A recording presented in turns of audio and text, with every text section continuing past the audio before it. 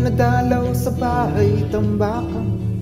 Kaming limang mag-anak ang dooy nagsiksikan, nagtitiis sa munting barong-barong na sira-sira. Habang doon sa isang mansyon, halos walang nakatira. Sa init ng tabla't karton, sila dooy nakakulong sa lilim ng ngerong kalawang at mga sirang gulong. Pinagtagpi-tagping basurang pinatungan ng bato. Hindi ko maintindihan bakit ang tawag sa ganito ay bahay.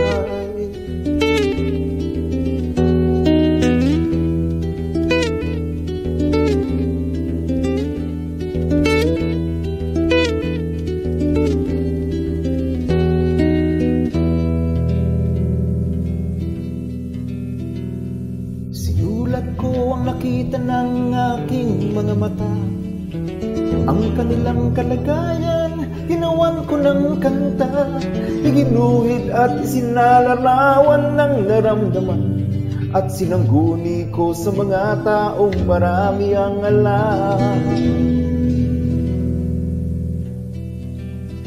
Isang bantog na senador ang unang nilapitan ko, at dalubhasang propesor ng malaking kolehiyo. Ang pinagpala sa mundo, ang dyaryo at ang pulpito, lahat sila'y nagkasundo. Ang tawag sa ganito ay bahay.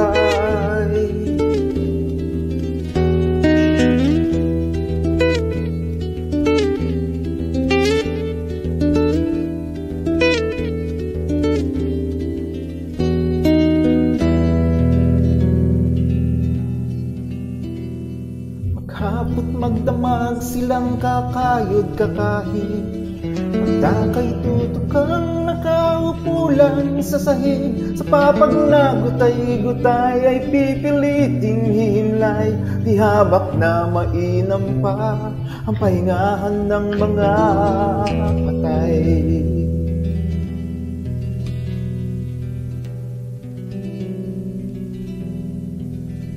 Baka naman isang araw kayo doon ay maligaw, mahipo nyo at marinig at maamoy at matanaw. Hindi ako nangungutya, kayo na rin ang magpasya. Sa palagay ninyo kaya ito sa mata ng may likha ay bahay.